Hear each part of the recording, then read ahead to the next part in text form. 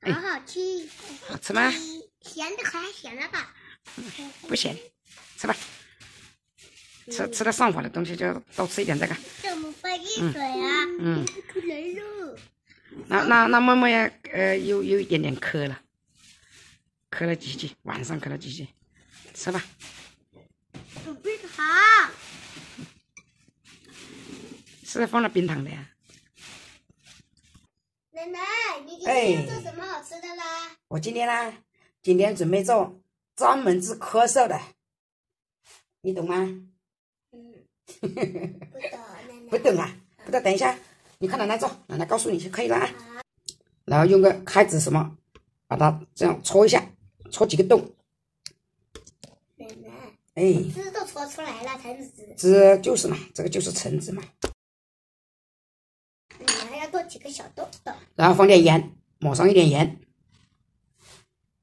这个戳这个洞的目的就是让这个盐可以，这个跟这个提神的汁可以往下流，下面才有这个盐味。这个也是一样的，也是戳一下。那也是就戳几个小洞洞吗？对，也是戳几个小洞洞。跟另一然后这个就放这个冰糖。奶奶，哎，冰糖放下去吗？对，慢慢塞下去。奶奶，给你。谢谢。尽量塞下去这个冰糖。还有一种方法，把这个小梨的皮削掉。奶奶，你好多方法吗？好几个方法。先把这个小梨削了皮的切成小块。哎，要切吗？是，切小块一点吧。哦。来放几颗冰糖。奶奶，这里还有一颗。放点2开水。那这一颗就给我吃了。好，你吃吧，要吃就吃呗。还有一个方法，就放个葱头、葱根、姜末，那凉水，这样就可以了。开始蒸了吗？是，开始蒸了，锅里放水烧开。奶奶。哎，把这个提神度端下去，把这个盖子盖起来。这是它的盖子吗？这个就是盖子，这个漂亮吗？漂亮。雪梨怎么办？还有这一碗，一起蒸。一起蒸会好不好吃？好吃的，我都没吃过。很好吃。哦。来，盖起盖子，蒸20分钟。好了。哦，好大的水蒸气啊！把它端上来。这碗葱姜水要端下去，蒸一下。这个蒸10分钟就可以，可以了。把它端上来，来看看，这是盐的。你看很多汁里面，吃的时候这个汁跟这个渣可以吃掉，这个就放了冰糖的，酸酸甜甜的。吃的时候这个露跟这个汁也一起吃。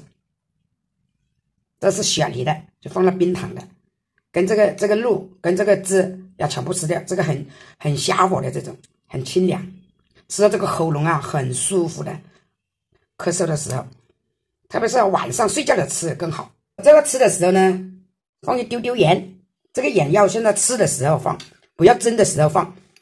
这个葱跟这个葱根去降火的，这个姜就是祛风的。如果是你的风火咳嗽，就吃这种。很多朋友说，哎，本来就上火了还吃姜，这个姜你一定要去皮，没有去掉皮的呢，就很容易掉火。吃的时候放一点这个盐，就是我们这里叫桑盐，不要去蒸，这个盐不要蒸，吃到这个喉咙就很舒服。看你哪一种咳嗽，这种是很降火的，因为这个葱嘛，葱根，你看全靠这个葱根，这个葱就很降火的。这个姜是祛风的，这个吃的时候啊，这个姜渣就不要了。朋友们，如果这个视频对你有帮助，关注我，为你更新更多家常美食。我也要。我要拿一点水吃，我刚洗了手。哎，怎么这个水会哭出来呢？太满了吧，那个汁嘛。奶奶，你看这些水都哭出来了。不怕，当然那个可以吃的。冰糖的。冰糖呢？奶奶，冰糖哪去了？融化了，真的融化了。不可以。